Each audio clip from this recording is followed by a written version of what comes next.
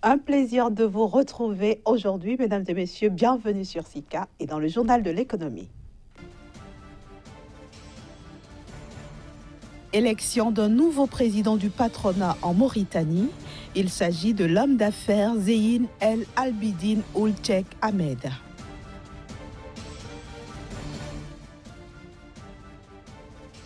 Les recettes budgétaires sont en deçà des prévisions au Cameroun. Le taux de réalisation est de 90,6%.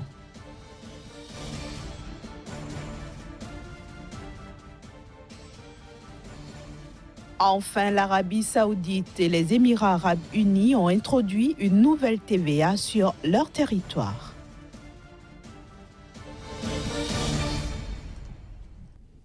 Vous l'aurez compris, l'Union nationale du patronat de Mauritanie a changé de tête. C'est désormais Zeyne El Albidine Ould Cheikh Ahmed qui dirige cette institution. Élu à l'unanimité des membres, il remplace Ahmed Abba Ould Azizi, dont le mandat a expiré. Le nouveau président est un homme d'affaires. Son élection met fin à une année de crise qui s'est soldée par une assemblée générale tenue la semaine dernière sur décision de justice.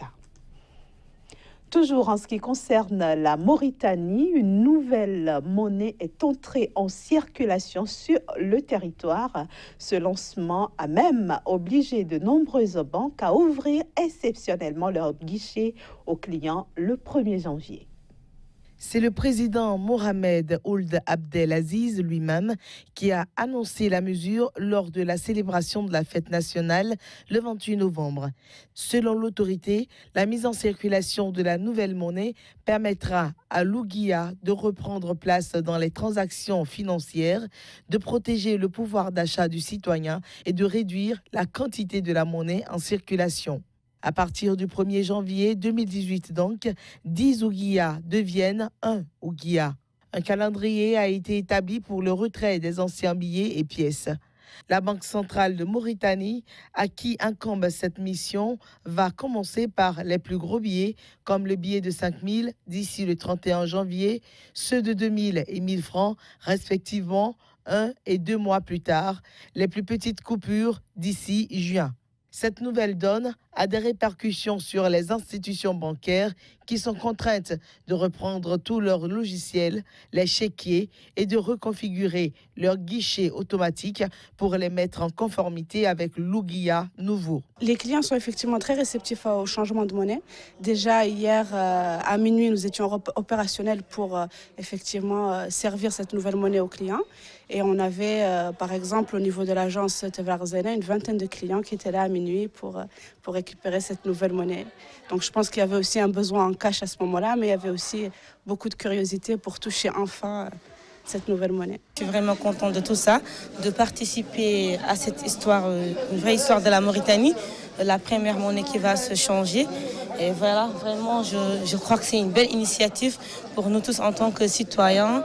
La Banque centrale de Mauritanie assure que le retrait des anciens billets et pièces a pour objectif de protéger la monnaie nationale contre la falsification et de la remplacer par des séries plus fortes, plus sûres, plus durables et plus novatrices. Au cours des 9 premiers mois de l'exercice 2017, les recettes budgétaires totales engrangées au Cameroun s'élèvent à 2 825,8 milliards de francs CFA. Ce résultat est en deçà des prévisions fixées à 3 119,4 milliards de francs CFA, soit donc un taux de réalisation de 90,6%. Selon le ministre camerounais des Finances, cette sous-réalisation est à imputé à la fois aux recettes internes et aux emprunts aidants. En glissement annuel, les recettes de cette année sont en hausse de 278,1 milliards de francs CFA, soit plus 10,9%. Cette hausse s'observe autant au niveau des recettes internes qu'au niveau des emprunts aidants. Les énergies renouvelables suscitent un engouement sans cesse croissant dans le monde. En croit la Banque mondiale, chaque année, la capacité installée et les niveaux d'investissement dans le renouvelable établissent de nouveaux records au détriment des combustibles fossiles. En effet, les capacités d'énergie renouvelable installées dans le monde ont augmenté de plus de 160 gigawatts, ce qui représente un investissement de près de 297 milliards de dollars. Toujours selon la Banque mondiale, environ 1/5 de la production mondiale d'énergie provient de sources renouvelables qui, à elles seules, ont constitué l'année dernière plus de la moitié des nouvelles capacités électriques installées dans le monde. Et puis, je le disais en titre, l'Arabie saoudite et les Émirats arabes unis ont introduit une nouvelle TVA dans leur économie. Il s'agit d'une grande première dans le Golfe. L'objectif est de diversifier les revenus dans la région, une région où les habitants profitaient jusqu'à présent d'une absence de taxes et d'importantes subventions. Pour la première fois dans le Golfe, l'Arabie saoudite et les Émirats arabes unis ont introduit une TVA pour diversifier leurs revenus. À cela, il faut ajouter la hausse respective de 127% et de 83% sur les prix de différents types d'essence imposés par le Royaume saoudien à partir du 1er janvier. Il s'agit là des dernières mesures mises en œuvre dans la série annoncée par les monarchies pétrolières du Golfe au cours des 2 dernières années pour trouver de nouvelles recettes et résorber leur déficit budgétaire dû à la baisse constante du prix du brut. L'introduction d'une taxe sur la valeur ajoutée de 5% avait fait l'objet en juin 2016 d'un accord entre les 6 pays du Conseil de coopération du Golfe. Elle s'applique à la majorité des biens et services et pourrait rapporter aux 2 pays un total de 21 milliards de dollars en 2018, soit l'équivalent de 2% de leur produit intérieur brut, selon des analystes. Bahreïn, le Koweït, Oman et le Qatar ont quant à eux décidé de repousser à 2019 l'introduction de cette TVA. S'agissant de la hausse des prix des carburants en Arabie saoudite, elle intervient pour la 2e fois en 2 ans, mais l'essence dans le Royaume reste parmi le moins cher au monde. Les prix du diesel et du kérosène sont restés inchangés. Et voilà qui met un terme à la première partie de ce journal de l'économie. La suite, vous le savez, c'est avec Casimir Kouedior que nous allons retrouver dans quelques secondes. Bienvenue à vous, Casimir Kouedior. Bonjour Inès. Aujourd'hui, il vous plaît de nous emmener au Sénégal pour parler croissance. On envisage 6,5% jusqu'en 2019. C'est bien ça Inès. Il faut dire que le Sénégal est en train de marquer un pas de géant au niveau du continent, notamment au niveau de la sous-région, en affichant un taux de croissance de 6,5%. Avec 6,5% de croissance, c'est quand même un taux un peu fort en termes d'intention, en termes de réalisation, mais aussi en termes de développement économique au niveau de ce pays. Le pays a donc compris et est en train d'agir sur les indicateurs de performance, est en train d'agir sur les exportations, est en train d'agir sur la production de la valeur ajoutée au niveau simplement du pays. Et ceci grâce à un certain nombre de performances. Et d'ailleurs, ce n'est pas nous qui le disons, c'est l'agence américaine de notation qui l'a dit ainsi en affichant la note souveraine de B+B à ce pays-là, ce qui pourra permettre au Sénégal de bénéficier de beaucoup d'avantages en termes de performance économique, mais aussi en termes de destination pour les 5 prochaines années, pourquoi pas les 10 prochaines années. Alors, qu'est-ce qui justifie exactement, Casimir Kouedior, cette croissance annoncée pour le Sénégal ? Il y a déjà le travail bien fait. Le travail bien fait ici est contenu dans un document que le Sénégal a mis en route depuis 2015. Il s'agit du programme Sénégal émergent qui, durant 20 ans, a défini les priorités de développement de ce pays-là.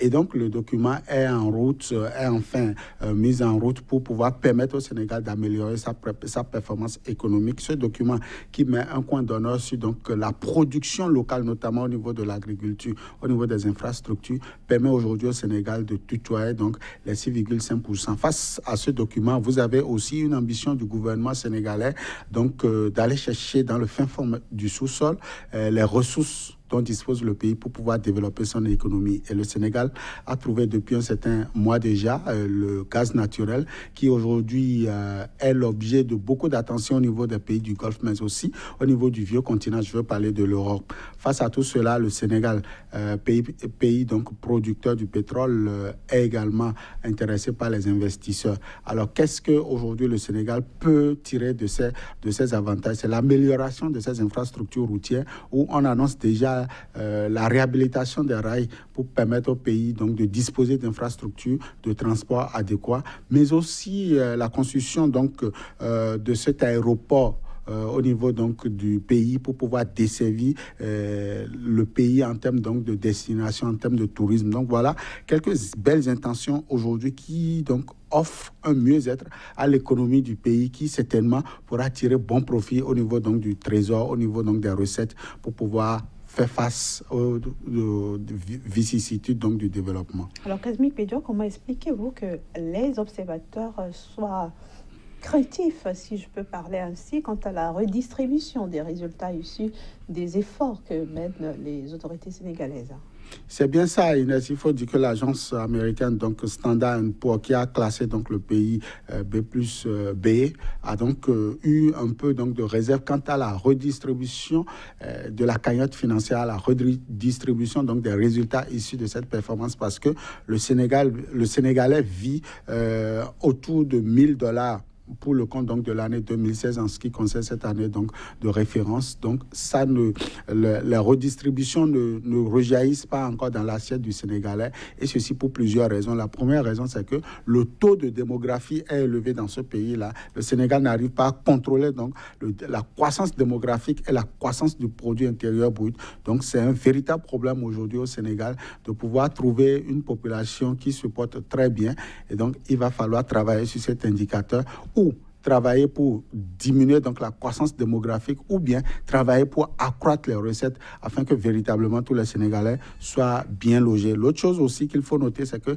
les infrastructures socio-économiques, je veux parler donc des hôpitaux, des écoles pour la formation et bien d'autres encore, ne sont pas à la disposition, ne sont pas suffisamment disponibles pour pouvoir permettre donc la relance du facteur développement humain. Et donc je crois qu'il y a beaucoup de choses encore que le gouvernement sénégalais doit donc engagé en termes donc de redistribution, en termes d'inclusion économique, pour véritablement faire bénéficier à la population sénégalaise des fruits donc de la recherche au niveau du gouvernement, mais aussi des fruits de l'effort du peuple en termes donc d'amélioration de la performance économique. Finalement, Kazmi Pédio, comment sera 2018 pour le Sénégalais? 2018 sera une très belle année pour le Sénégalais. C'est pas nous qui le disons, c'est l'Institut qui a donc posé sa valise au niveau de l'économie du pays qui le dit, parce que l'Institut a trouvé une croissance stable sur les 10 prochaines années, et donc le Sénégal au cours de l'année 2018 pourra donc atteindre une performance pouvant lui permettre donc d'assurer en termes donc de croissance ce taux de 6,5% pour les 2, 3, 4 prochaines années. En tout cas, c'est une bonne nouvelle en termes donc de performance pour la sous-région, notamment l'Afrique de l'Ouest, où le Sénégal est en train d'envisager tutoyer, pourquoi pas, l'économie ivoirienne qui est aujourd'hui le leader économique dans la région. En tout cas, c'est tout le mal que nous pouvons souhaiter au pays de Macky Sall. Merci beaucoup à vous, Kazmi Pédio. On se donne rendez-vous demain. Toujours avec le même plaisir. Voilà, chers amis téléspectateurs, ce sera tout pour aujourd'hui. Merci à vous de nous avoir suivis. Mais restez sur SICA, les programmes continuent.